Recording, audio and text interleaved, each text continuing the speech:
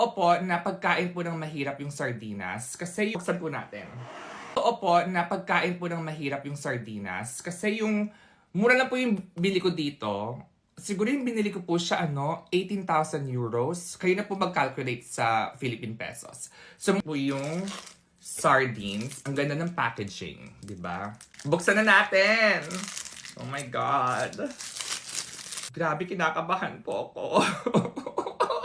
Ano kaya yung amoy ng sardinas?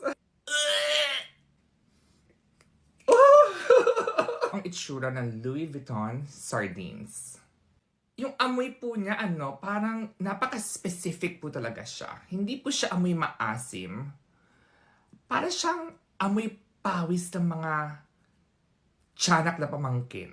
Nilagay ko po siya sa sa crackers kasi medyo malansa po talaga siya. Ito na, kainin na natin.